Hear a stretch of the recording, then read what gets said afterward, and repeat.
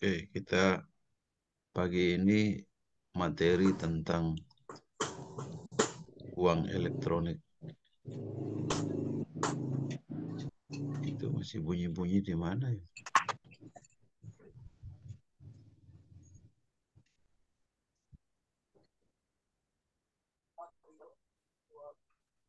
Masih palu-palu bunyi pertukangan.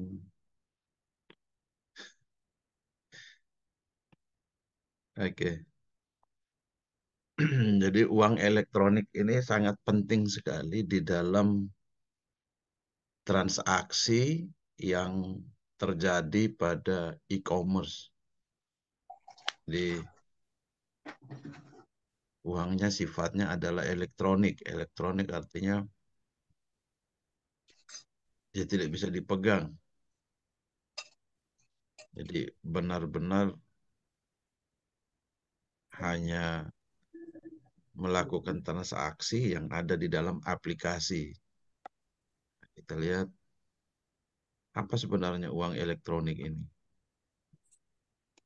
Uang elektronik ini adalah alat pembayaran yang sah yang memenuhi unsur diterbitkan atas dasar nilai uang yang telah disetor. Jadi sah menurut Bank Indonesia ini dapat dipakai dan diakui. Disah ya.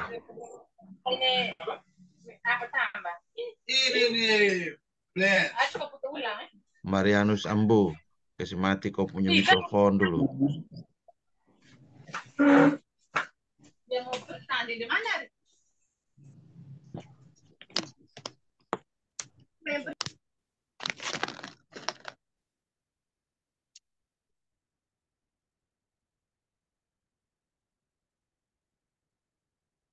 Menurut Firmansyah, uang elektronik itu adalah uang yang digunakan dalam transaksi internet dengan cara elektronik. Jadi masing-masing orang dengan pendapat yang berbeda-beda. Nah, alat uang itu kan alat pembayaran. Nah, yang kita pegang ini 100.000, 1.000, 50, 2.000, 3.000, 5.000, 10.000. Itu bukan uang elektronik ya, Elfrida. Itu uang apa namanya, Uang Elfrida? cash. Uang apa?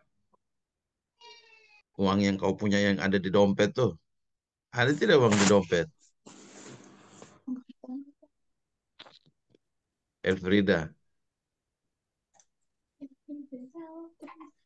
Hai Elfrida, uang tidak ada di dompet, jadi dia tidak tahu itu uang. Gun, baru bangun tidur nih. Gun,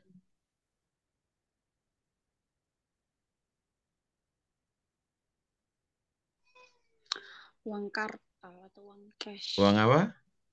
Uang kartal atau uang cash. Uang cash ya. Oke. Siapa tadi? Priska. Iya, Pak. Oke. Jadi itu bedanya ya. Jadi kalau uang cash ya, uang itu kita pegang ya. Sudah kumal-kumal tuh kamu biasa tulis dan kamu pun nama, kasih tanda lah ini. Robek, kasih stiker lah, macam-macam. Nah, kalau uang elektronik itu kita tidak bisa lihat ya. Uang elektronik ini biasanya dipakai untuk transaksi-transaksi yang sifatnya elektronik ya, seperti yang sekarang kita lagi belajar itu e-commerce ini. Nah, itu uang elektronik.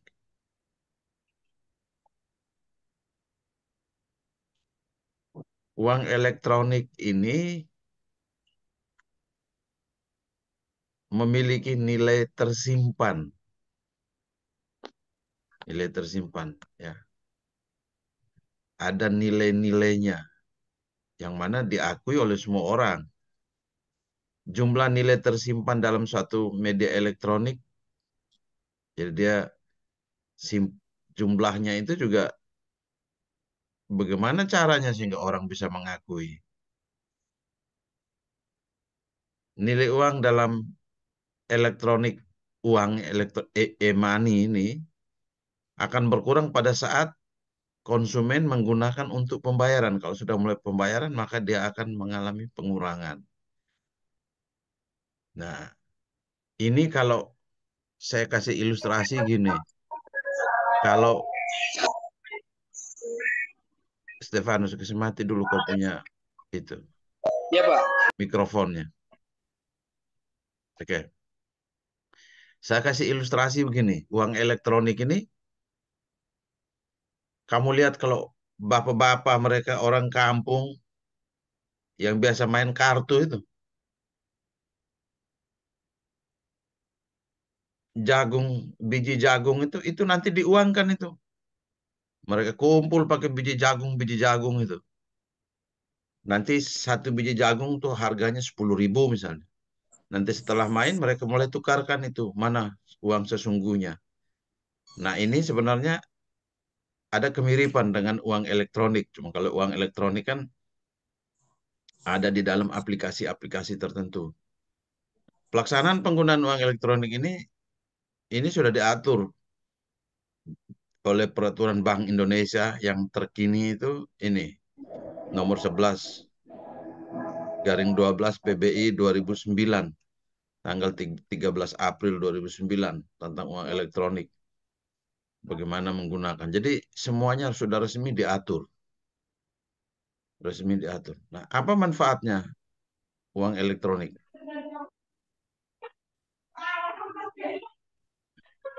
Silvanus, kasih mati kau punya mikrofon dulu.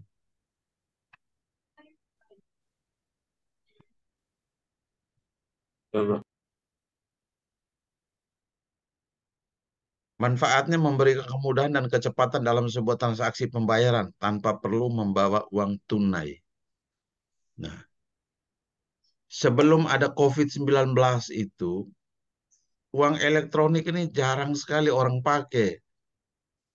Begitu ada COVID-19, semua orang rame-rame sudah mulai menggunakan uang elektronik. Kenapa? Karena dia tidak pegang uang cash. Karena COVID itu biasanya rentan terhadap barang-barang yang kita sudah pernah pegang. Lebih-lebih uang itu dari tangan ke tangan. Jadi setelah COVID-19 itu uang elektronik ini mendunia, semakin banyak digunakan. Itu kita bisa juga lihat hasil. Saya lihat di hasil penelitian-penelitian itu peningkatan penggunaan itu begitu tinggi sekali. Tidak lagi menerima uang kembalian, koin receh bahkan dalam bentuk seperti permen. Nah, ini kita sering ketemu di pergi belanja di mana? Di Roxy atau di mana itu, di Sinarmas. Biasanya uang kembalian itu mereka kasih kalau sudah tidak ada uang kecil lagi tuh permen, pakai permen saja. Jadi permen ini seperti itu. Jadi kalau kamu orang kasih pulangan pakai permen-permen, kumpul permen, besoknya datang bayar lagi pakai permen. Ini sebenarnya tidak boleh. Nah, untuk menghindari ini, maka kita sebaiknya menggunakan uang elektronik tadi. Jadi angka saja yang ditransaksikan. Manfaat yang ketiga adalah pembayaran lebih akurat dan efisien dalam segala transaksi pembayaran. Jadi dia efisien. Kita bayar total bayarnya 5.275 Nah, kalau di uang elektronik kita ketik angka itu bisa. Tapi kalau kita pakai uang cash, orang bingung mau cari, wah angka aneh-aneh begini, nanti kembaliannya berapa? Kami tidak ada kembalian begini. Itu. Jadi Anda bayangkan, seperti itu tuh sering terjadi di pusat-pusat perbelanjaan. di Alfa atau di mana-mana semua sering terjadi. Di kios apalagi dia punya uang kecil-kecil begitu tidak ada. Belum lagi you sodor uang 100 rupiah, mereka bilang uang ini sudah tidak laku lagi. Nah, makanya kita harus segera beralih ke sini. Nah, ini pentingnya. Manfaat dari uang elektronik itu seperti itu. Nah, bagaimana dengan kriterianya? Sehingga dia bisa dikatakan sebagai uang elektronik. Satu, diterbitkan atas dasar nilai uang yang disetor terlebih dahulu oleh pemegang kepada penerbit. Jadi kalau kau mau supaya kau juga memiliki uang elektronik, maka kau harus setor dulu.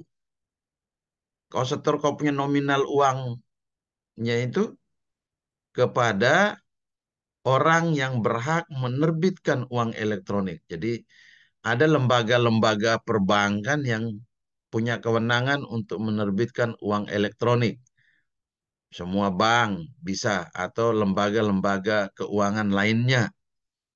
Lembaga keuangan lainnya juga banyak. Jadi lembaga keuangan non-bank itu kalau orang ekonomi dia belajarnya sampai ke sana, belajar panjang mengenai non-banknya. Non-bank itu misalnya apa contohnya? Koperasi bisa, Adira itu masuk non-bank itu. FIF, lembaga non-bank, tapi bisa menjalankan menggunakan aturan perbankan. Jadi uang elektronik itu dia masuk ke dalam sebutan kriteria uang elektronik apabila kita menyetor ke orang yang atau lembaga yang menjadi pemegang atau menjadi penerbit dari uang elektronik itu. Jadi kita punya uang, kita setor. Uang mana? Uang cash bisa? Ya, sesuai dengan aplikasi yang mereka punya. Kalau mereka punya aplikasi, kita menyetornya berdasarkan transferan, ya pasti kita harus pakai transfer. Menyetor berdasarkan mobile banking, ya kita harus pakai itu. Jadi tergantung. Nah, sama dengan kalau kita yang suka nonton-nonton bola itu kan, di Vision itu kan nonton bolanya, bayarnya kan pakai uang elektronik ya. Nah, bisa juga menggunakan eh, uang yang sudah tersimpan menjadi pulsa di apa nama Telkom, My Telkomsel itu. Bayarnya dia potong uang dari situ. Di My Telkomsel itu kan dia mempraktekkan uang elektronik juga. Kriteria yang kedua, nilai uang disimpan secara elektronik dalam satu media seperti server atau chips. Nah, jadi nilai uang disimpan di dalam sebuah server. Jadi orang yang atau lembaga yang menerbitkan uang elektronik itu mereka memiliki server. Server yang mana mencatat seluruh data-data tentang orang yang memiliki uang elektronik. Jadi servernya ini simpan semua itu. Atau bisa juga dicip. Kalau dicip maka akan diberikan kepada pemegang uang elektronik. Seperti ATM. Nah, itu kan sudah di dalam chip. Jadi di dalam kartu itu ada kartu kecil lagi di dalamnya seperti kartu Telkomsel itu. Nah, itu namanya chip. Nah, itu isinya adalah uang yang sudah ada di dalam situ. Kemudian kriteria yang ketiga digunakan sebagai alat pembayaran kepada pedagang yang bukan merupakan penerbit uang elektronik. Jadi uang elektronik itu dapat digunakan untuk pembayaran atau untuk melakukan transaksi pembayaran kepada siapa saja. Jadi tidak harus orang pelembaga yang menerbitkan uang elektronik. Tidak harus ke situ. Tapi bebas dia pakai kemana saja, bebas karena sudah diakui.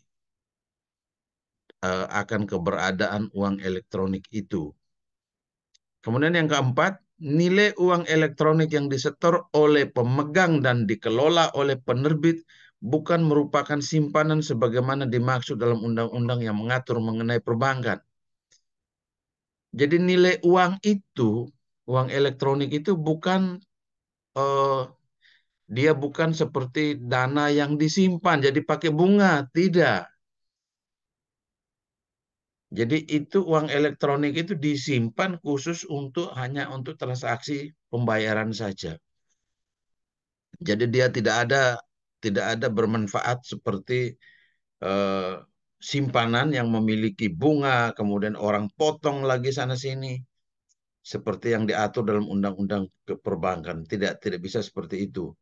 Nah, itu namanya uang elektronik. Jadi yang you masukkan 10.000 ya 10.000 kalau tidak digunakan ya tetap dia menjadi 10.000 itu sampai 1 tahun ke depan dia tidak akan hilang karena tidak menjalankan undang-undang perbankan. Jadi itu. Jadi itu hanya untuk dipindahkan untuk dipakai dalam pembayaran saja. Nanti kita lihat rinciannya. Oke. Bagaimana dengan metode pembayarannya? Kita lihat. Metode pembayaran. Yang pertama ada istilah payment gateway. Payment gateway ini aplikasi sistem transaksi pembayaran yang bersifat online. Payment. Gateway ini pintu ya. Jadi gateway ini seperti sebuah pintu, pintu pintu masuk, pintu keluar. Nah, pada sistem ini transaksi pembelian yang melakukan pembayaran penjualan menerima pembayaran semuanya dilakukan secara online dan tidak melihat bentuk fisik dari uang.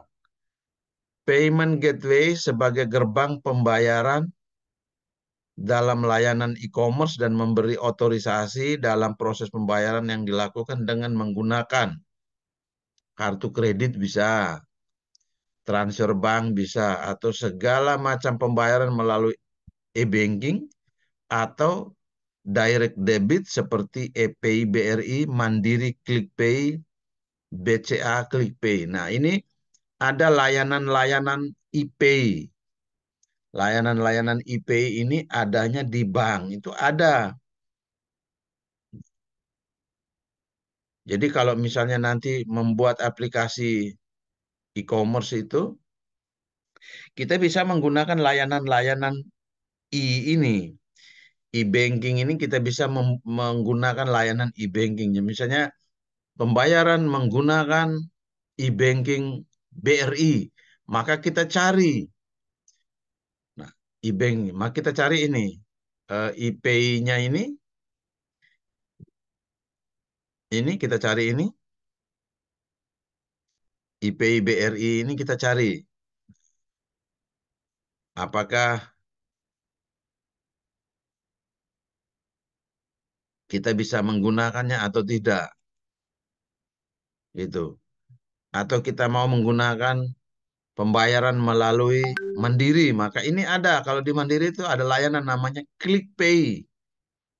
Nah, jadi mereka juga punya aplikasi-aplikasi yang mana aplikasi-aplikasi itu melalui payment gateway ini. Jadi melalui ada pintu pembayaran secara elektronik. Nah, itu bisa kita pakai, kita lengketkan ke dalam aplikasi e-commerce yang kita bangun. Itu bisa. Sangat bisa sekali. Sehingga kita tidak mengalami kesulitan ketika orang membeli dan melakukan pembayaran. Itu metodenya. Nah, bagaimana dengan syaratnya? Syarat supaya ini bisa dipakai, ya, payment gateway ini bisa dipakai. Yang pertama adalah sederhana. Pengguna payment gateway pada media digital harus sederhana dari sudut pandang pembeli. Jadi tidak boleh apa nama? Tidak boleh rumit. Anda bayangkan kalau buka rekening itu, kalau kamu buka rekening di bank itu, isiannya bisa sampai 3 lembar. fotokopi KTP, terus isi semua data-data itu harus diisi satu persatu. Nah, tidak serumit itu kalau yang kita pakai payment gateway.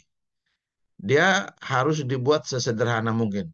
Nanti kalau aplikasi payment gateway kita pasangkan, lengketkan dia ke mana nama ke e-commerce kita, ke aplikasi e-commerce yang kita buat, itu benar-benar harus harus sederhana, tidak boleh begitu mau jual beli terus masukkan biodata lengkap ulang lagi, nama nama mama, nama ibu, nama itu tidak tidak boleh. Jadi harus benar-benar sesederhana mungkin supaya eh, transaksi itu atau proses e-commerce itu segera terselesaikan dan orang akan tertarik terus.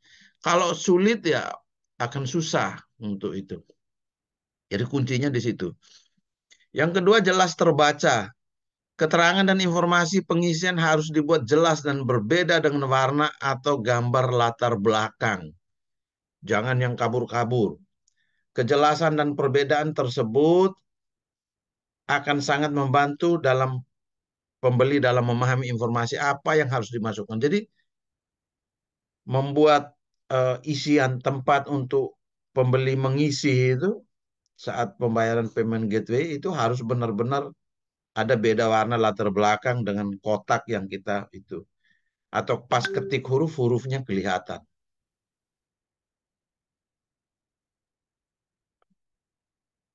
Yang ketiga, lengkapi payment gateway ini harus lengkap ya, harus harus berisi form yang diisi lengkap oleh pembeli. Bila terdapat sebuah form yang tidak diisi, maka transaksi tidak dapat dilanjutkan. Nah, harus lengkap ini karena kenapa? Karena kita melakukan transaksi uang. Kalau tidak lengkap nanti begitu setelah selesai, data tidak lengkap, nanti tidak akan dilanjutkan. Sehingga pada saat memasang ini harus lengkap sesuai dengan kebutuhan. Misalnya nama, apalagi atau nama nominal pembayaran berapa. Nah, itu harus lengkap. Yang keempat, valid. Setiap payment gateway harus dapat memberikan jaminan kepada penjual bahwa informasi yang diberikan oleh pembeli dalam transaksi pembayaran adalah benar dan sesuai untuk terjadi suatu transaksi pembayaran. Nah, ini yang sangat krusial, sangat penting untuk diketahui oleh pembeli dan penjual. Jadi kalau kita menggunakan payment gateway yang belum terdaftar, ini sangat berbahaya. Maka kita harus gunakan payment gateway yang sudah terdaftar. Layanan uang elektronik yang sudah terdaftar. Nanti di bawah ini akan ada contoh-contohnya. Kalau layanan itu belum terdaftar, nah ini harus benar-benar harus ada jaminan terhadap penjual. Jangan sampai dibilang di transaksinya sudah dibayar. Ternyata begitu dicek, uang tidak masuk-masuk ke rekening. Nah, ini juga berbahaya. Jadi benar-benar menggunakan payment gateway. Jadi kalau kita buat aplikasi payment gateway, ya, layanan uang elektronik yang kita mau lengketkan ke aplikasi kita, itu kita harus memprediksi bahwa yang ini payment gateway yang mau dipasang ini sudah banyak orang pakai bahkan sampai di kampung-kampung. Itu. Jika ada satu informasi yang tidak valid, maka aplikasi harus memberikan peringatan bahwa informasi tersebut salah atau tidak valid. Jadi misalnya kalau dia masukkan email, ya emailnya harus benar-benar valid. Dia masukkan nomor rekening harus benar-benar valid. Jadi dia mengambilnya dari situ. Tapi biasanya dia tidak tanya lagi nomor rekening. Karena apa? Karena sistemnya adalah di payment gateway itu uangnya sudah ada di situ. Tinggal dia ambil dari situ. Nah, sekarang payment gateway layanannya apa yang kita akan pakai? Nanti kita lihat. Kemudian syarat yang kelima, aman. Payment gateway harus aman baik terhadap pencurian informasi, pembayaran maupun terhadap penyalahgunaan informasi. Nomor kartu dan kode verifikasi yang dimasukkan oleh pembeli ke dalam payment gateway harus aman dari pihak-pihak yang tidak bertanggung jawab. Nah, ini yang benar-benar kita harus berhati-hati. Jangan sampai kita menggunakan payment gateway yang abal-abal, ketika orang membayar harus memasukkan nomor kartu kredit misalnya. Terus setelah itu ada orang lain yang niat jahat, dia ambil itu dan dia kuras uang orang punya. Ternyata setelah dicari tahu, ternyata saya kebocorannya di pembelian barang kemarin di aplikasi e-commerce miliknya Yehuda. Nah, maka kita berurusan dengan, kalau dilaporkan kita macam-macam, berurusan dengan polisi, berurusan dengan Bank Indonesia, persoalan mengenai pembayaran ini. Jadi itu yang harus harus berarti. Maka payment gateway kalau mau lengketkan ke aplikasi e-commerce, carilah yang top atau carilah yang sudah aman orang pakai. Jangan cari yang aneh-aneh. Atau jangan you buat sendiri. Kalau you buat sendiri ya harus punya kesepakatan dengan bank. Gitu. Yang keenam, cepat. Payment gateway harus dapat melakukan proses transaksi dengan waktu yang relatif cepat. Jangan, kalau kamu pilih yang tidak biasanya, jangan sampai begitu pembayaran habis, transaksi sudah dibayar, konfirmasinya 1 minggu kemudian. Nah, tidak boleh. Jadi dalam hitungan detik sudah ada konfirmasinya. Jadi itu. Jadi payment gateway itu pilih yang sudah ada untuk dilengketkan ke aplikasi yang mau dibuat. Jangan mencari atau membuat payment gateway sendiri. Kalau membuat payment gateway sendiri, maka harus kerjasama dengan bank. Jadi tambah pusing. Belum lagi atur dia punya keamanannya. Gitu. Jadi di sini selain cepat itu transaksi, juga memperkecil peluang pencurian informasi oleh pihak yang tidak bertanggung jawab. Yang ketujuh, terpercaya. Payment gateway harus terpercaya. Suatu payment gateway yang kurang dipercaya akan menurunkan minat pembelian untuk menggunakan aplikasi tersebut.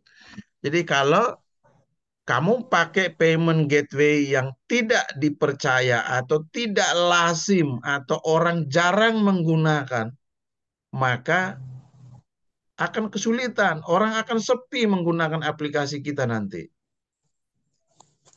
Yang delapan, mudah. Payment gateway harus mudah dipasang pada website penjualan dan mudah digunakan oleh pembeli.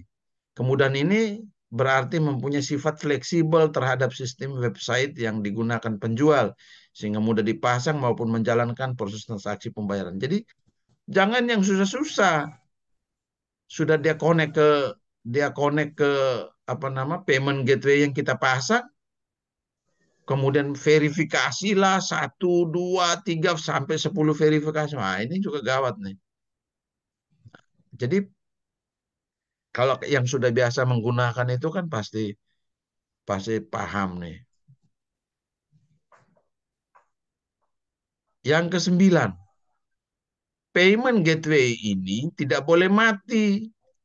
Dia harus nyala selama 24 jam. Jadi tidak boleh jam kantor tutup, payment gateway juga tutup. Nah, payment gateway ini kan biasanya ada yang punya kan bank nih. Nah, servernya itu on terus 24 jam. Kalau dia error, maka transaksi itu akan menjadi gagal. Nah, biasanya di aplikasi-aplikasi e-commerce itu, payment gateway ini pilihannya banyak. Nah, ini kembali kepada kita yang mau membuat aplikasi e-commerce-nya. Pasanglah sebanyak mungkin payment gateway sehingga dapat dipilih. Nah, metode pembayaran yang dilakukan oleh pembeli itu mau menggunakan payment gateway yang mana? Tinggal dia pilih saja. Oh, dia pilih ini, kalau ini lagi error, dia pindah ke yang lain, pindah ke yang lain. Tapi pada prinsipnya, payment gateway itu memang syaratnya harus aktif 24 jam. Tidak boleh mati. Kalau mati maka kalau satu-satunya payment gateway yang kita pakai di aplikasi kita itu tidak akan orang belanja, tidak akan nanti orang memberi apa nama testimoninya pasti jelek-jelek semua dengan metode pembayaran yang kita pasang. Jadi harus hati-hati dalam menggunakan payment gateway ini. Oke. Kita lihat yang berikutnya, karena payment gateway ini sangat krusial, sangat penting sekali, maka harus diperhatikan juga tingkat keamanannya. Kalau keamanan kita tidak perhatikan, maka bisa-bisa data akan dicuri. Uang yang ada di dalam payment gateway yang kita pakai itu pun bisa-bisa hilang. Nah, karena apa? Karena tidak amannya sistem yang kita bangun, gitu ya. Nah, yang pertama kita lihat bagaimana supaya sistem ini aman. Yang pertama, 3 dimensi secure password. Sebuah sistem yang digunakan untuk melakukan otorisasi pembayaran yang dilakukan oleh konsumen saat melakukan transaksi pembayaran. Ini otorisasi pembayaran. Saya pikir bahwa kalau teman-teman yang sudah biasa menggunakan apa nama eh, pembelian online, pasti sudah tahu bagaimana otorisasi pembayaran yang dilakukan. Jadi setelah kita menyatakan kita membayar, ada otorisasi-otorisasinya. Nah, otorisasi ini dia menjaga supaya transaksi itu menjadi aman. Nah, 3 dimensi secure password ini harus ada. Biasanya dia minta kita memasukkan PIN terakhir. Jadi setelah kita melakukan pembayaran, angka uang segala macam dimasukkan, jumlah uang dimasukkan ke rekening siapa, klik OK, maka dia minta kita mengisikan PIN. PIN-nya berapa? Itu terakhir. Nah, ini yang 3 dimensi secure password. Itu yang harus dipasang di situ. Kalau PIN-nya tidak bisa diisi, maka itu berarti pencuri. Kalau PIN yang diisi cocok, maka terjadilah proses pembelian itu dinyatakan aman dan diproses untuk barangnya dikirim atau itu. Tapi kalau tidak bisa, ya tidak akan bisa. Nah, seperti itu tingkat keamanan untuk payment gateway-nya. Kemudian yang kedua, card security code. Card security code ini biasanya terdapat pada pembayaran atau payment gateway, pembayaran yang menggunakan kartu kredit. Jadi tadi saya bilang kan, kita kalau mau buat ini sistem ini di e-commerce kan kita pasang macam-macam payment gateway. Nah, kalau yang 3 dimensi secure itu oke, kita pakai apapun yang ada, nanti kita lihat contohnya. Nah, kalau pilihannya kita menggunakan kartu kredit, maka keamanan sistem yang nomor 2 ini harus diperhatikan. Ini ada kode 3 angka belakang dari kartu yang harus diinputkan ke sistem setiap kali konsumen melakukan transaksi pembayaran. Jadi itu. Jadi kamu lihat 3 angka kode di belakang kartu. ATM itu ada juga. Di belakang kartu ATM itu yang di kertas, yang di stiker putih,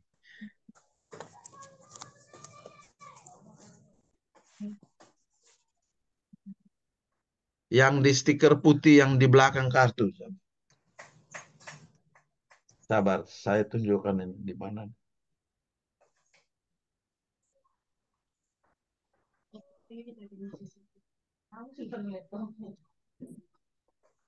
Sabar, saya tunjukkan ya.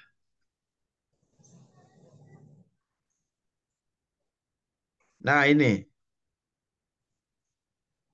kan belakang ini kan ada yang putih nih ya. Bisa lihat ya? Bisa lihat.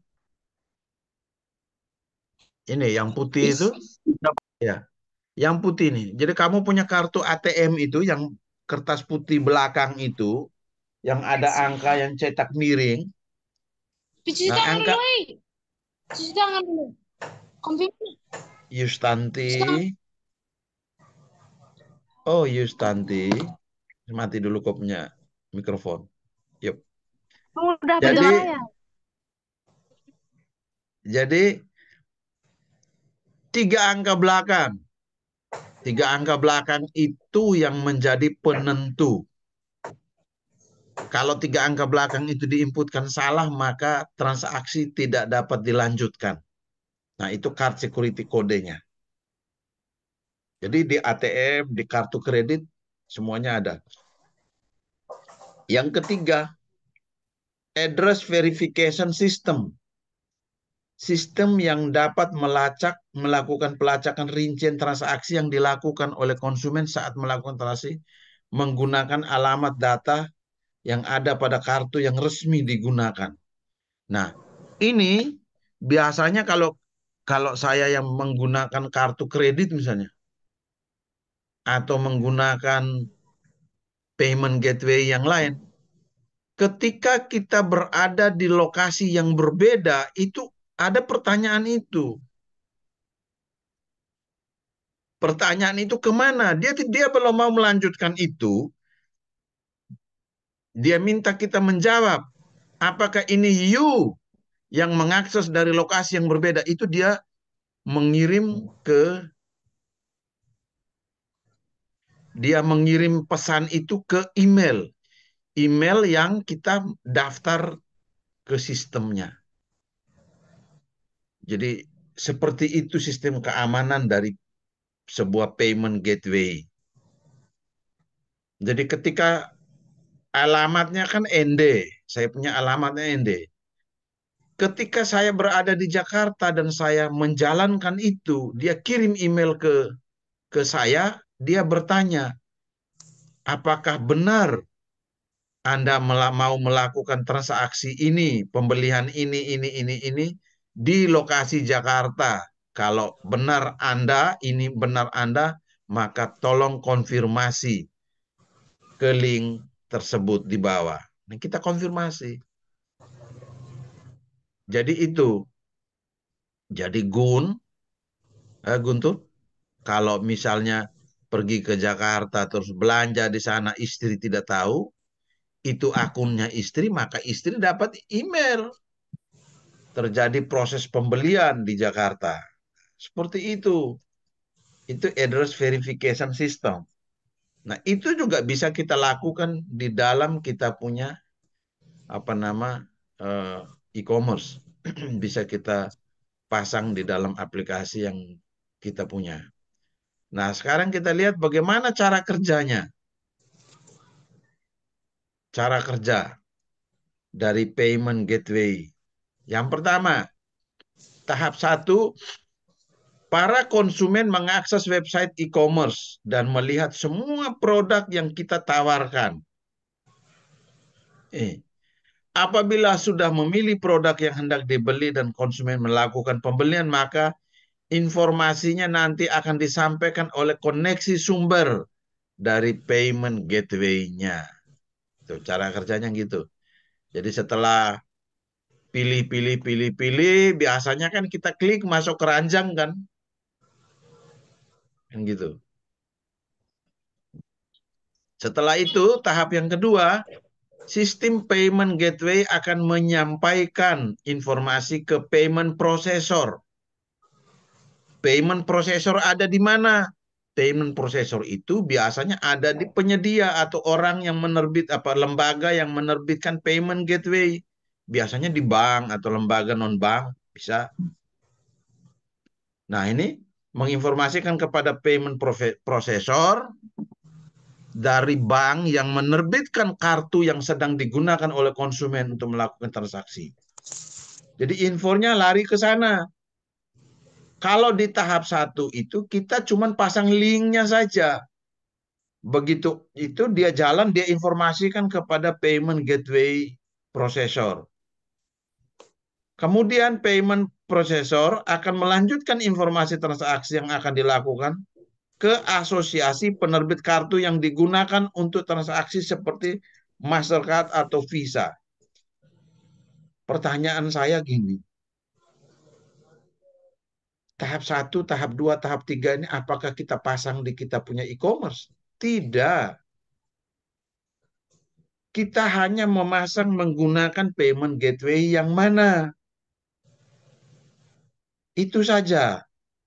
Diklik, selanjutnya tahap 2, tahap 3 itu otomatis dijalankan oleh aplikasi payment gateway yang terpasang.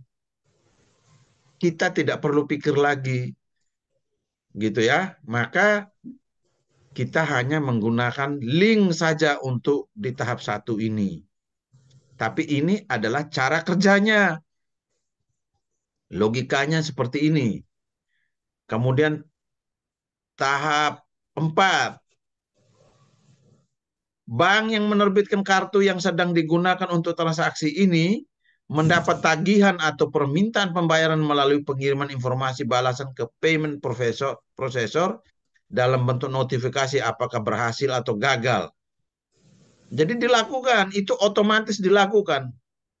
Tahap-tahap ini, tahap ini sudah berjalan otomatis di dalam payment gateway yang diciptakan oleh lembaga-lembaga penerbit payment gateway seperti bank tadi.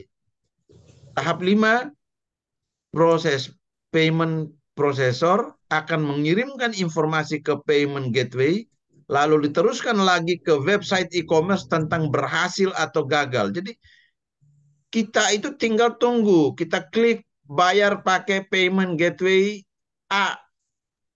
Nanti dia informasikan masuk ke sampai ke banknya, banknya setuju keluar, kita mendapat website e-commerce mendapat informasi bahwa pembayarannya berhasil.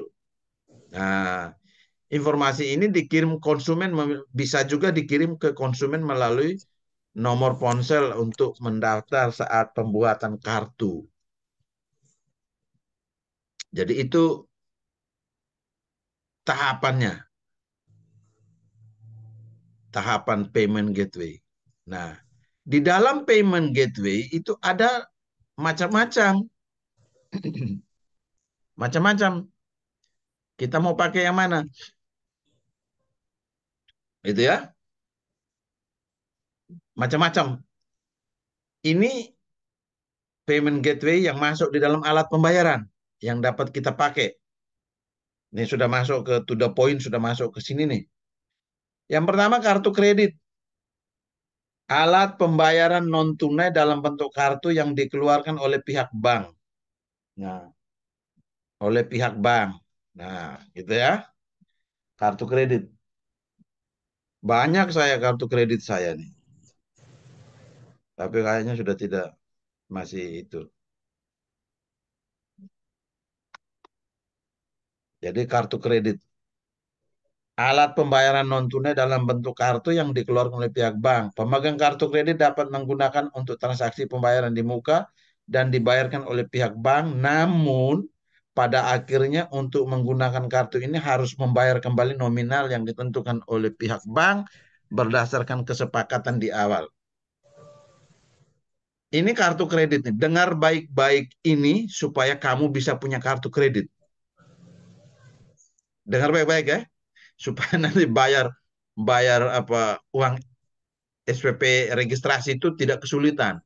Ah, Bapak punya kartu kredit atau Elfrida bilang, saya punya kartu kredit. Elfrida, halo Elfrida, Elfrida, mana? Elfrida masih on ke tidak nih?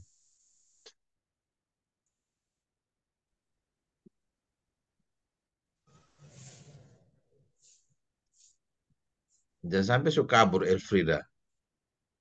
Elfrida, kau tidak bisa on ke tidak, Elfrida? Nyalakan mic-nya, mikrofon. Nah, Elfrida, Iya, Bapak Pak. kerja apa? Bapak kerja apa? Bapak saya buat moke, Pak. Buat moke di mana? Di kampung. Mau karo? Iya, Oke, Bapak buat moke di Mau Karo. iya, Pak. Efrida mau pegang kartu kredit? Sudah pernah lihat kartu kredit belum? Belum pernah. Kartu kredit itu semacam kartu ATM. Seperti kartu ATM. Iya, Kartu kredit itu seperti kartu ATM ya. iya, Pak. Ini modelnya nih. Modelnya nih. Ini modelnya.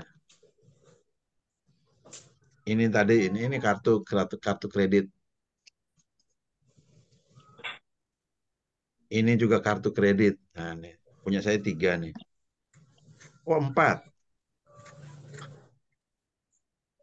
Bingung mau pakai. Nah, punya saya 4. Bukan berarti bahwa bukan berarti bahwa orang yang pegang kartu kredit itu orang yang punya banyak uang. Tidak. Elfrida bisa punya kartu kredit juga. Itu, dengar baik-baik gitu ya. Elfrida Iya, Pak. bisa punya kartu kredit juga. Guntur on tidak di sini, Gun. Jangan sampai tidur. On mungkin Pak On.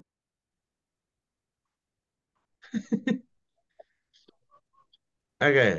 Jadi gitu Elfrida. Suhasman. Suhasman orang tuanya kerja apa?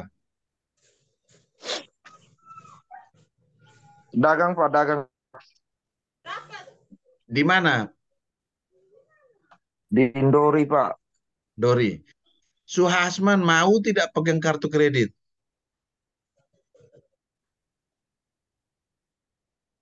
Mau tidak? Untuk sekarang belum. Untuk sekarang belum Pak. Masih Kenapa? pegang ke. Ah, Kenapa? belum kepikiran untuk pakai Nah, kredit Pak. oke, dengar baik-baik. Dengar baik-baik. Kartu kredit itu bukan untuk orang yang banyak uang. Kartu kredit itu kita yang susah uang itu lebih baik pegang kartu kredit. Duh, kok bisa? Emang bang mau? Bang mau. Nah,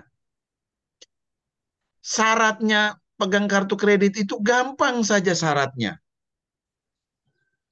Syaratnya gampang. Syaratnya adalah tabungan di bank. Tabungan di bank. Jadi nanti tanya ke orang banknya. Saya mau buat kartu kredit tuh, Suhasman. Efrida jual moke kalau kalau tiap bulan itu setor ke BRI atau setor ke BNI, Elfrida, setor. Jadi ada rekening koran setor dan keluar dan masuk. Itu sudah menjadi ukuran kita bisa memiliki sebuah kartu kredit. Kalau saya karena saya bekerja karyawan di Uniflor, maka saya menggunakan tambahan apa nama kertas itu eh, rincian gaji. Nah, mengapa saya bilang kita berhak atau kita bisa menggunakan kartu kredit? Teman-teman dengar baik-baik ini. Kalau menurut saya kartu kredit itu solusi di kala kita tidak punya uang. Nah, ini kartu kredit. Ini panjang lebar di sini nih saya jelaskan. Saya harus jelaskan ini supaya teman-teman paham ini kartu kredit ya. Nah, kartu kredit ini tidak susah. Kita urus ke bank mana saja, mereka akan kasih kita. Nanti tanya, saya mau kartu kredit. Tapi kalau kita sebagai mahasiswa kan pasti tidak boleh karena kita tidak punya penghasilan. Bapak, orang tua kita yang punya penghasilan itu yang kita bawa ke bank untuk mau mengurus kartu kredit. Nah, jadi gini, Mengurus kartu kredit itu ada nominal paling kecil, minimal minimal minimal uang yang harus ditentukan di situ. Semua bank itu minimalnya itu 7.500.000, gitu ya. 7.500.000 nih. Kita kasih masuk berkas.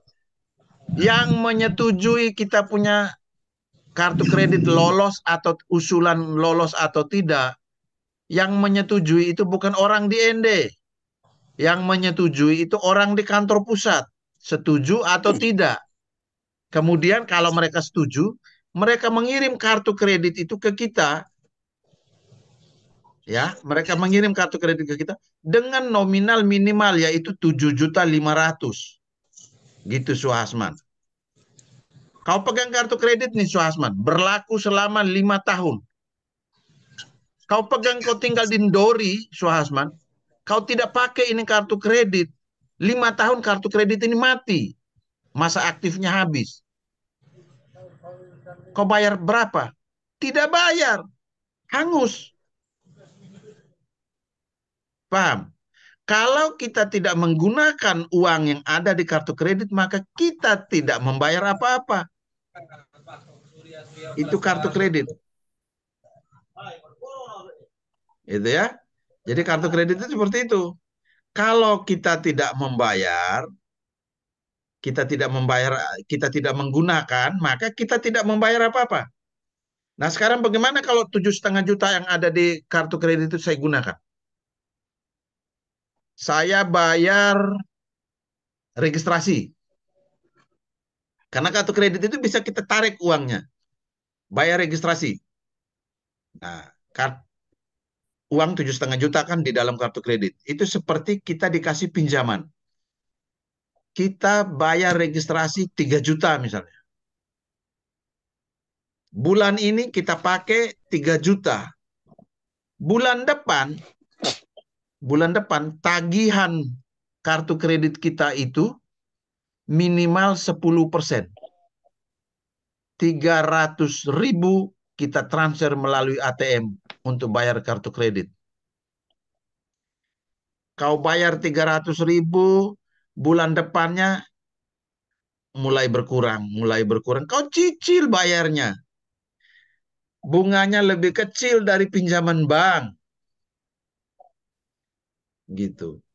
Jadi itu kartu kredit itu seperti itu. Pengetahuannya harus ada itu. Banyak orang yang tidak tahu, maka dianggap ini sebuah istimewa sekali yang, wah ini orang kaya yang harus pakai. Tidak, makanya saya punya sendiri ada 3. Kartu kredit saya ada 3. Bank BRI ada 2, BNI 1. Itu baru saya. Jadi pakai sampai mabok-mabok, tinggal kita cicil. Itu kartu kredit. Yang kedua, transfer ATM, alat pembayaran sah yang ada di dalam e-commerce. Metode yang digunakan untuk pembayaran melalui transfer menggunakan rekening bank. Nah, seperti transfer nasabah bank dan seterusnya. Jadi transfer ATM kita pakai itu. Jadi ketika kita membuat aplikasi e-commerce, kita menggunakan satu metode pembayaran yaitu transfer ATM. Bukti transfer di-upload, kemudian dicek, kemudian barangnya dikirim. Sah. Itu e-commerce. Yang ketiga, PayPal merupakan salah satu cara pembayaran online untuk transaksi online dengan menggunakan akun. Ini pakai akun.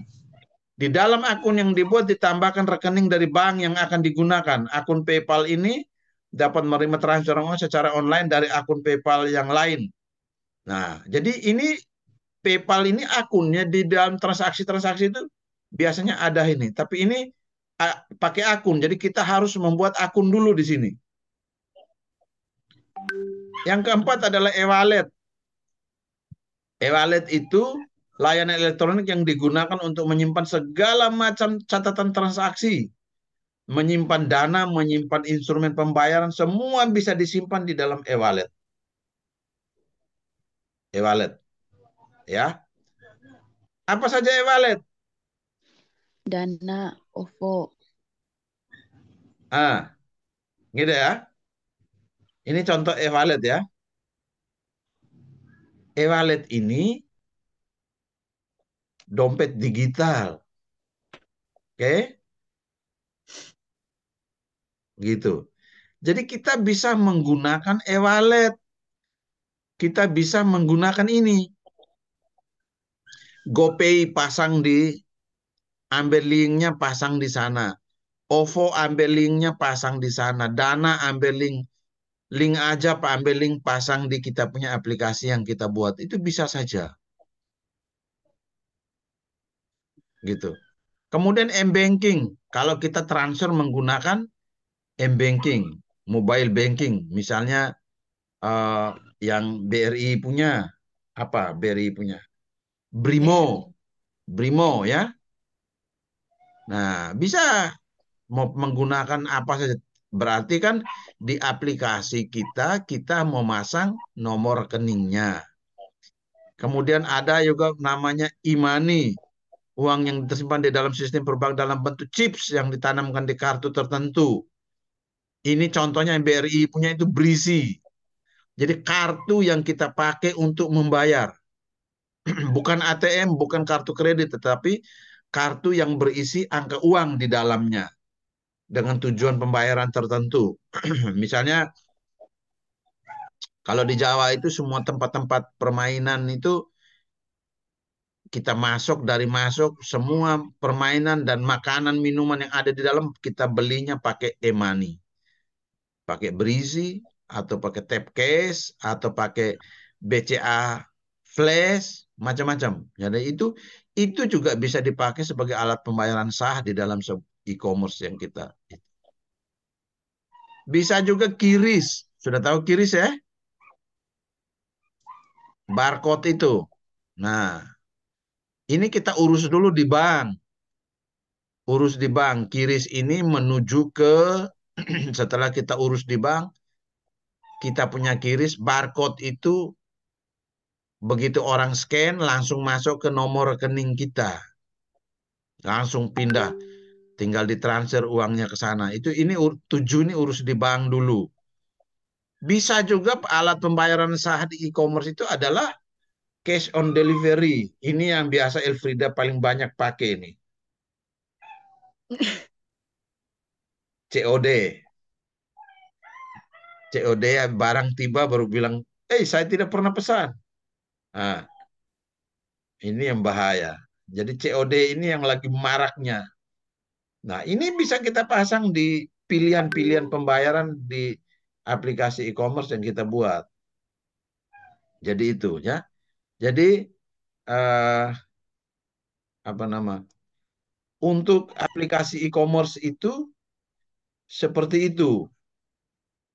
Jadi tidak susahnya untuk konfirmasi pembayarannya kita bisa menggunakan itu. Menggunakan uang elektronik yang tadi. Nah, kita bisa lihat di sini kalau ini punyanya saya,